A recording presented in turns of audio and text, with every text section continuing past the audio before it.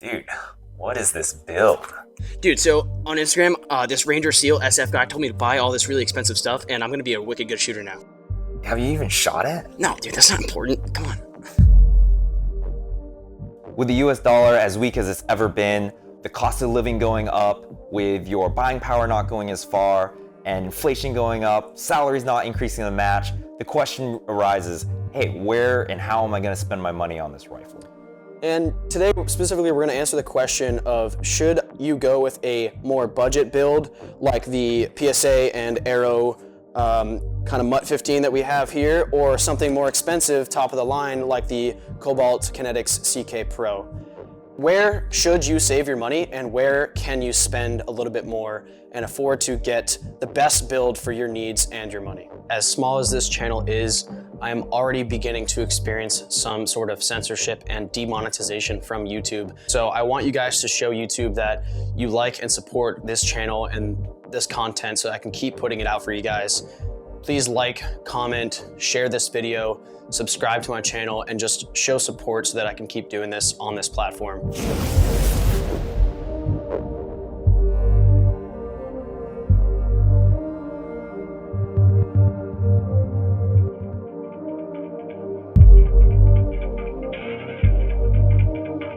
Coming in at the lower end of the budget spectrum, we have the Panther Arms DPMS 15 Oracle 3. This guy comes $450 MSRP, and we threw a $200 Vortex Strike Fire red dot on it. It doesn't come with anything fancy other than a Magpul PMag, which is kind of nice, and hopefully it stacks up to all of the other builds. It's a great option if you're thinking about budgeting and just want to get into the rifle space. So for the low to mid-tier budget, you could have a rifle like this. MSRP on this was about $1,400. You've got a PSA complete upper. You have the Aero Precision M4 Echo 1 lower. You have a complete lower parts kit from PSA. You got a Magpul bipod on the front and the Sig Sauer Romeo 5 dot on top. One way you can help save on those costs is to find items on sale. All of the parts on this rifle, at least as far as the optic, the upper and lower as well, came in at about $700 with sales included. So then the question is how is this rifle gonna stack up against some higher price options? Is it gonna be able to hold its own, or is it going to fall on its face? This is the BCM Recce 14, MSRPs for about $1,675. Up top, you've got the Vortex Strike Eagle 1-8 LPVO, MSRPing for about $600. A really good way to save money in this respect, if you want that little bit better quality, a little bit higher tier rifle, is to buy used. Picked up this rifle with about 1,000 rounds on it, and it was only about $900. Now, as we've got it kitted out, it's a little bit more like $2,900. We have a Surefire light on there with the Axon Unity pressure pad and some other goodies as well. So, you can spend your money pretty fast, but base rifle and everything about $1,675 for the rifle, $600 for the optic. Coming in at the high budget tier, we have a Cobalt Kinetics CK Pro GBRS Project Poseidon Edition.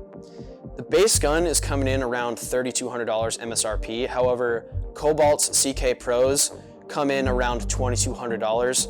And when you start to add in things like the Geisley SSAE trigger, your EOTech optics, a laser aiming module, Surefire Vampire Light, and a proof barrel, the price quickly climbs into the absurdly expensive realm. Dude, how much did that cost? Dude, it doesn't really matter. I save money using code DEFENSIVE on my 100 concept hex caps and light caps. So make sure you go check it out. Use code DEFENSIVE for 10% off. A great way to consider getting that price down and keeping a budget mindset is to watch out for sales.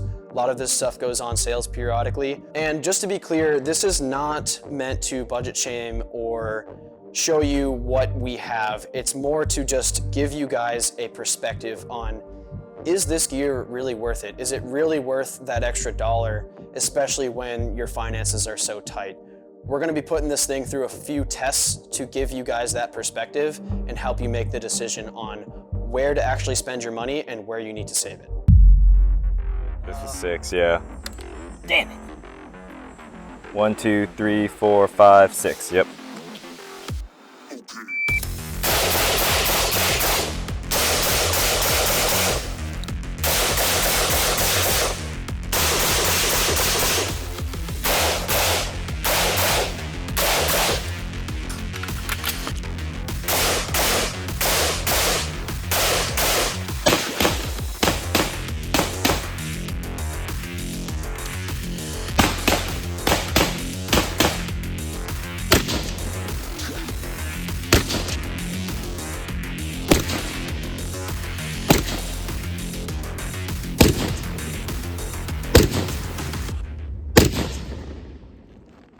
All right, so to conduct the objective test for each rifle, we're going to go through 3 shooters, 4 different types of rifles, starting with the most budget Panther Arms DPMS 15 first. We're going to conduct a bill drill from 7 and tally up each person's results. And then we're going to do a modified Prez from about 10 yards and then 100 yards, 10 shots. And after the fact, we're going to conduct the hit factor calculations and make sure that we're averaging all of our scores to get good results for you guys on each of the weapons and objectively compare them to each other. So going through the bill drill, how did you feel using each rifle and what made one rifle stronger than the other? Yeah, so my quickest build drill was with the PSA. I think the lightweight factor, the easy red dot, the target acquisition made myself perform, relatively well or the best out of the group. The worst was definitely the BCM. That LPVO is hard to get that good eye box when you're going quick and at close range. And then, thinking about the Panther Arms, did relatively fine with that. There wasn't anything that really stood out or hindered it or made it a poor choice. And then the Cobalt Kinetics, again, with how much money is in that, nothing really made that build stand out in the good aspect either. I wasn't like, oh my goodness, that was just way easier, way faster than any of these other builds. Yeah, I'd have to agree. My performance was objectively better on the PSA Aero build. And what really made the difference for me was how easy it is to use a red dot versus an LPVO or the complex reticle of the EOTech. And while the Cobalt was close behind because maybe something like the trigger helped me out there, I think the PSA Aero build has that perfect blend of quality and performance and still being at a lower budget tier for that rifle build.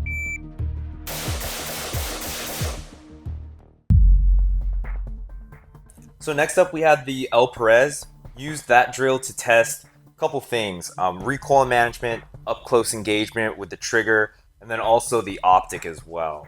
So what did you think about that drill? So this one was a little interesting because I did better on my own rifles, and I'll get to that in a little bit, but I think the rifles that were best set up for close engagements are the ones that have the red dots or the holographic sights, including the Panther Arms DPMS because it had that strike fire red dot on there. And the reason for that is because there's no eye box related at all. So as you're transitioning from one target to the next, you don't have to worry about, is my head in the right place in order to engage that target appropriately. So that's where the BCM kind of, not failed, but didn't perform up to par, because you really had to worry about, even in 1x magnification, is my head in the right spot, and am I getting any eye shadow, or am I too far, am I too close?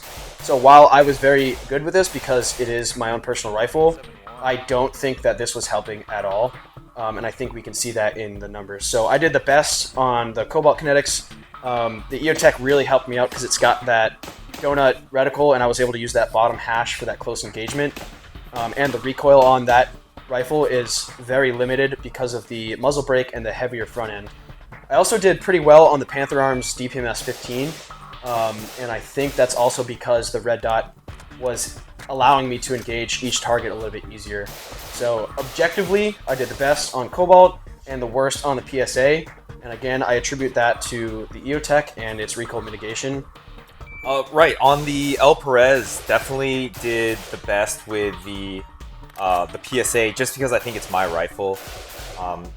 The Panther Arms, I actually had the most hits with that, but I was also the slowest. Just because of, I think, again, familiarity with the rifle. Also, training plays a big part in that as well. Yep. I haven't gone to any formal classes. I just have, what I've done with this rifle, which, I built that one, and Panther Arms is the first time shooting it, so it doesn't have some of the gizmos and stuff like that I put on the PSA. As far as the BCM, agreed, it's hard to get behind at least that specific LPVO with the eye shadow where you have to have your head in that perfect position, otherwise the reticle kind of blacks out. And then with the holographic sight, just not really familiar with that system, made it really hard for me to keep the reticle on the target as I was shooting, even though it is a light recoiling rifle and it had a really great trigger. Just not being familiar with it, and the fact that I had to have my cheek a little bit above the pistol brace was detrimental to the score overall. Yeah, good point on the training, and I think that is really what ultimately came down to the faster times and the better performance was who had training on that specific rifle. And while that's not necessarily the point of this video, it 100% contributes to your budget. So if you're spending money on something like this for 3 or 4 times as much as the other rifles, but you're not training with it, then you can consider that money to be practically a waste. So training is huge, and if you're gonna budget money for a rifle, have the training and the courses in mind when you're thinking about how much money you're gonna spend. 100 yards, 10 rounds from the prone position. Which gun performed the best for you, and why do you think it did that? Yeah, so for me, the best performing gun was easily the Cobalt. You had the holographic sight, which was really crisp. You have a really good 3x magnifier on there as well. But in my opinion, the most important part was the trigger, the Geisley SSAE. The really smooth take up to the wall of that 2.5 pounds, and then a very clean, crisp break at 2.5. Really made it easy to shoot, and then also made it easy to make that follow-up shot. So that's where the time came in. Second best was the PSA for me, and that was because of the bipod. Having that front support up there made that 100 yards fairly easy. You didn't have to worry about recoil control. You didn't have to worry about your support arm. Everything was in the stock in your shoulder. And the front end of the gun supported made that pretty easy to fire at 100. Third was the BCM. So you had that really nice 8x magnification that you were able to use to see the target, make those follow-up shots. But the trigger was a little bit lacking. I feel like the PNT, while it's a good fighting trigger, as far as like a precision trigger, it really hindered the performance quite a bit. And then last for me was the Panther arms. You didn't have support. You had a really heavy trigger and then no magnification on the optic at all. So at 100 yards, the Panther arms was definitely lacking. Objectively, I did a lot better on the BCM, and I attribute that 100% to the LPVO's magnification going all the way out to 8x. It allows you to get a much better target picture and see where your rounds are going, make adjustments from there. The trigger's pretty good too. It's got the BCM PNT trigger, and while it's not as light as something like the Geisley, it definitely has a crisp break. It's just a little bit heavier. Followed closely behind was the Cobalt Kinetics, and it also has magnification. It's just 3x, but it does have the Geisley SSAE trigger in there, so that made a huge difference in my opinion. Just a crisp break, like you said, really light trigger pull. You're not making a whole lot of last minute adjustments as you're pulling the trigger, so where you're pointing the gun is where the rounds are going to go. And then in third, I had the PSA Aero build. I think the bipod really helped me out. My grouping was super tight, around 2 inches, just a little off to the right, and that could just be the way I was shooting. But even though it only has a red dot, the bipod made a huge difference. So when it comes to budget builds, I think including that as an option is a pretty good idea, especially if you don't want to go with magnification. And then in last place was the Panther Arm DPMS 15. And yeah, I totally agree with you. The red dot and lack of magnification, heavy trigger pull, no stabilization, and just a little bit more recoil than something like the Cobalt definitely contribute to a little bit of a lesser performance. Is it worth it to spend thousands of dollars on a rifle, or is good enough actually good enough? We found that it came down to 2 things when it comes to the rifle: your trigger choice and your optic choice. If you choose those 2 pieces well, then everything else will fall into place. Ultimately, the biggest deciding factor was the level of training that each shooter had with each respective weapon.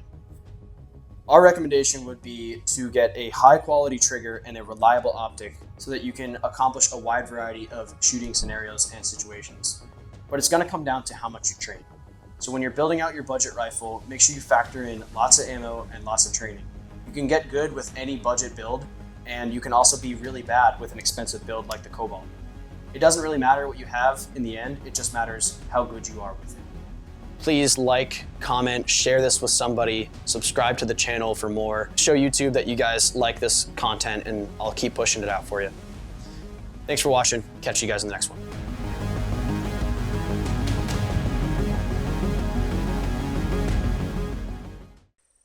God, I cannot see fucking shit.